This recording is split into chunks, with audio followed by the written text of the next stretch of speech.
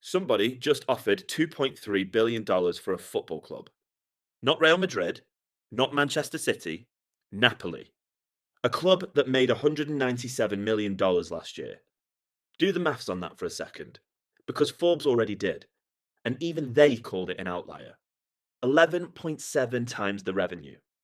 For context, Manchester United, one of the biggest brands in world sport, trades at nowhere near that multiple. So either somebody's lost their mind or they know something that the rest of us don't. And here's the detail that makes this properly ridiculous. Napoli don't even own their own stadium. Somebody's offering more than $2 billion dollars for a football club that doesn't own the ground it plays on. But stick with me, because once you see what they're actually buying, the numbers stop looking insane and actually start looking like one of the smartest bets in world football. Here's the first thing that nobody tells you about football accounts: they lie to you, not illegally, just generously. Napoli's official accounts show $290 million, sorry, euros, walking through the door last year. Total value of production, it's called. Sounds huge. Sounds like a club printing money. Except 101 million of that came from selling players. So take that out. And Napoli's actual, repeatable, this happens every year business is worth around 190 million. That's the number that Forbes used. That's where the 11.7 times multiple comes from. Same club, same season. One version makes them look like a European powerhouse, the other makes them look like a mid table operation with a very good transfer market. So which one's real? Both are. That's football accounting for you. But it explains the panic. It explains the headlines. Because on the surface, somebody just valued a fairly ordinary Italian football club like it's the next great American sports franchise. And here's the twist that the accounts also quietly admit. While the headline revenue fell, the club's costs went the other way entirely. Wages went up by 22% in a single year. That's not a club tightening its belt for a takeover. That's a club spending like the money's already landed. Now, if this were a rescue mission, a club drowning in debt, desperate for a lifeline, none of this would be surprising. But it's not that. Napoli posted a loss last year, 21.4 million euros. Not nothing, but not a crisis either. Here's what they had sitting in the bank at the same time: 174 million euros in cash. Bank debt, 37 million euros. Read that back. A club with modest loss, more than 4 times as much cash as debt, and an owner who rebuilt this thing from actual bankruptcy 2 decades ago. Aurelio De Laurentiis bought Napoli for under £20 million in 2004, after the old club had literally gone bust. He is not a man that needs saving. He's a man that's being asked, very politely, whether he'd like to become spectacularly rich. Which means this isn't about Napoli needing the money. It's about somebody else wanting what Napoli could become. So let's play investor for a minute, because this is the bit that actually matters. Nobody puts $2.3 billion dollars on a club for what it earned last year. They're buying what it could earn in 5. And Napoli have 3 things that most European clubs would kill for: a back to back ish Scudetto winning brand recognised well beyond Naples, a fan base that borders on religious, and this is the big one: enormous room to grow, because almost nothing about this club is currently monetized properly. That's not an insult, that's the opportunity. A smart buyer doesn't look at Napoli and see a finished product. They see a club running at a fraction of its potential and a spreadsheet full of upside that nobody's cashed in yet.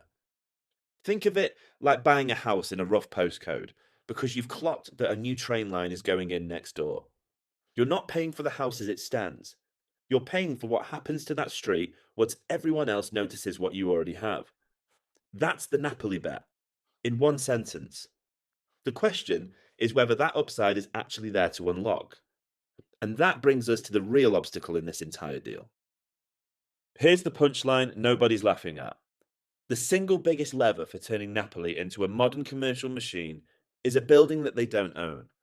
The Stadio Diego Armando Maradona belongs to the city of Naples, not the club, The municipality, 54,000 seats, no private hospitality empire, and no matchday revenue machine like you'd find at a Premier League giant. De Laurentiis himself put a number on exactly how much this costs him. He said AC Milan and Inter can pull in around 14 million euros from a single Champions League night. Napoli's ceiling at the Maradona, about 3 million.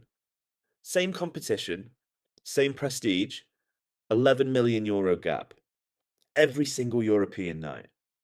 Purely because of who owns the building. He wants 70,000 seats, 120 skyboxes, and 8,000 parking spaces. The city has actually started moving. Roughly 250 million euros earmarked for redevelopment, mostly public money. But here's the catch. That's the city's plan, on the city's timeline, in a stadium the club still doesn't control. So, a $2.3 billion buyer isn't purchasing a final asset. They're purchasing a bet that somebody, somewhere, eventually hands them the keys to the building next door. So, who apparently has got $2.3 billion lying around? A firm called Underdog Global Partners, founded in 2025. So brand new, it's basically still got the plastic on it. Their portfolio so far includes a lower league Italian club called Campobasso and a controlling stake in Napoli's basketball team, which is a genuinely interesting multi-sport strategy. It is not, on its own, proof of a $2 billion checkbook. Reports say that Underdog is leading consortium. Leading is doing a lot of work in that sentence. Nobody's published a financing plan, nobody's named a lender, and nobody's confirmed the money actually exists in the way that the headline number implies. And Napoli's own reported response when this first landed, no.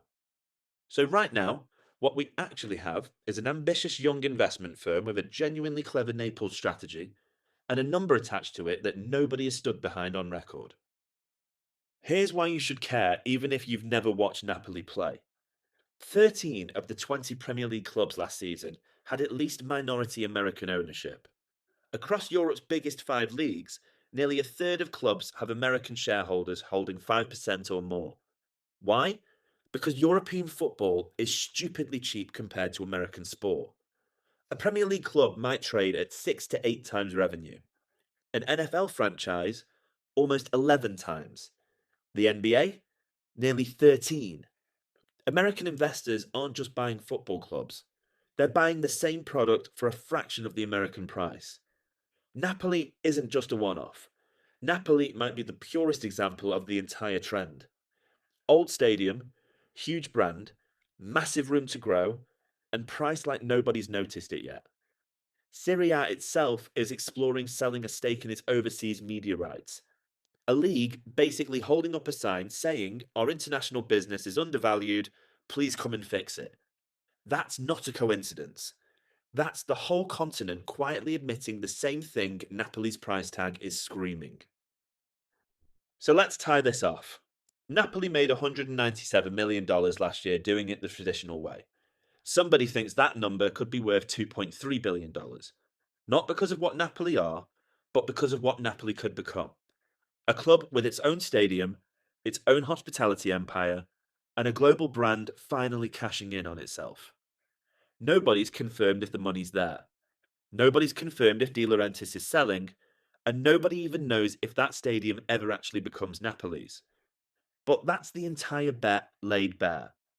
$2.3 billion isn't a valuation of Napoli today. It's a valuation of Napoli in 10 years' time, if absolutely everything goes right. And that, right there, is the most American thing about this entire story. Buy the club that you can see, bet on the empire nobody's built yet.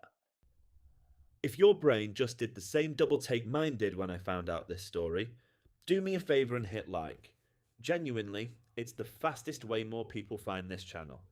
Subscribe to Sports Cash Files. Every week, we follow the money nobody else bothers explaining properly. And I want to know what you think. Is $2.3 billion for Napoli genius, or is somebody about to get burned? Drop it in the comments. I read every single one. Thanks again for watching, See you in the next one.